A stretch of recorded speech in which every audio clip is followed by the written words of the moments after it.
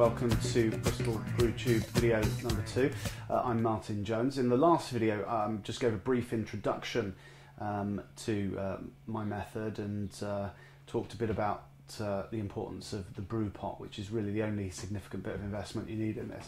So in this video I'm going to talk about, just give an overview really of the method. This is a kind of one pot brew in a bag method that takes about 5 hours. So I'll take some shortcuts in my method as to what some of the books would say, and a few things that the books might say, oh, you've got to do this, you've got to do that, but I think actually it's not really that important, and that the overall speed and quality is still really good. So the first thing, obviously we've talked a bit about the brew pot in the first video. If you haven't seen that, I'd advise you go and check it out. What you need to do is you fill up the pot with the total amount of water you're going to need. That's really, really important. That goes in all right at the start. Now, everybody's kit and water is going to be slightly different. So on your first couple of brews, you have to work out exactly how much water you need, and that is a bit of trial and error. For a 25 litre brew, I use 32 litres of water, and that gives me 25 litres of wort at the end of the process. But your kit might be different. It is a bit of trial and error. So your first couple of brews, you may find you've got not enough or a bit too much, but you'll work it out in time. So the first part, you put your whole level of water in there. Then you bring it up to temperature. Now, a lot's been written about the temperature of brewing. Basically, you can't go far wrong either brewing a drier beer around 64 Celsius, or brewing a slightly sweeter, fuller beer at about 68. I mean, that really is about it. I mean, you can talk, some books will tell you can do multi-step mashes, decoction mashes, all the rest of it, but quite frankly, everything I do, I basically either do at 64 or 68, and that's it. So you bring your water up to the temperature. Like I said in the first video, if you have a sight glass when you're putting your water in, it'll tell you how much you've got in, but there are other ways to measure it. So you bring it up to temperature. Then you get your bag, secure your bag on there, and then you mix your grains. So most of your beers, your basic grain is going to be something like this. This is Maris Otter, British Maris Otter grain. Generally for a beer of between 4 and 5%, you'll want to use between 4 and 5 kilos. That's a 5 kilo bag.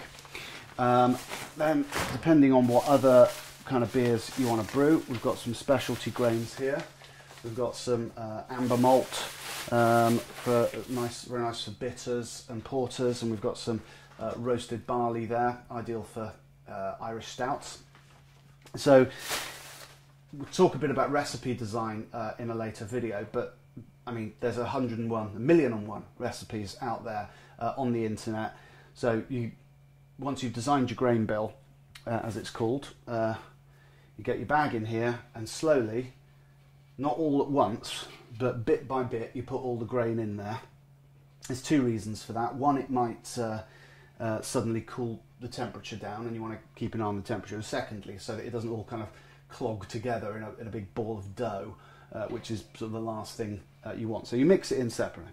Then you mash it, which basically is just another word for essentially kind of just sort of soaking the bits. It's a bit like brewing tea for you Brits out there.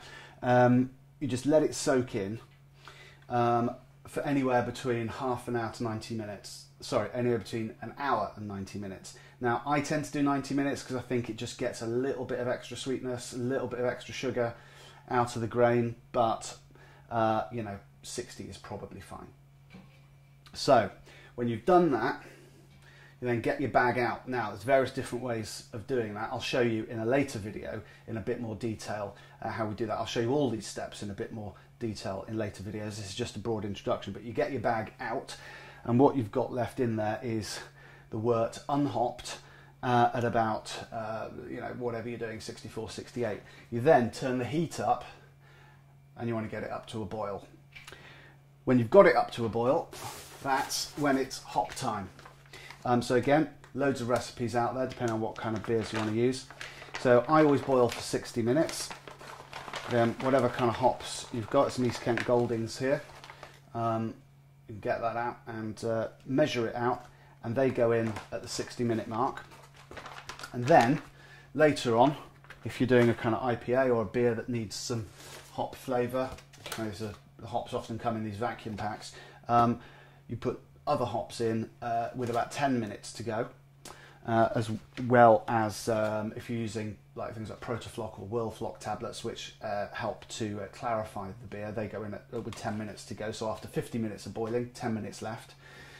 By this stage, you're near the end of the process, and once it gets to 60 minutes, turn the heat off, and then you've got to cool the beer down, and I'll show you that in a separate step because it involves one of these, which is 25 litre, and although this holds about 30 litres, it's got some sterilising fluid in it at the moment, in there, and then you've got to find a way to cool this down. I'll show you my method, which is basically to put it under the shower. It's not perfect, and it does lead to some problems with the clarity of the beer, which I'll explain to you at another point, but the whole process does make it pretty simple. So that's really a very quick overview of the way that the whole thing works. As you can see, there's not a great deal of equipment involved, and it does allow you to produce some really sensational beers. So in the next video, I'll actually do some brewing, and I'll take you through the process in a bit more detail.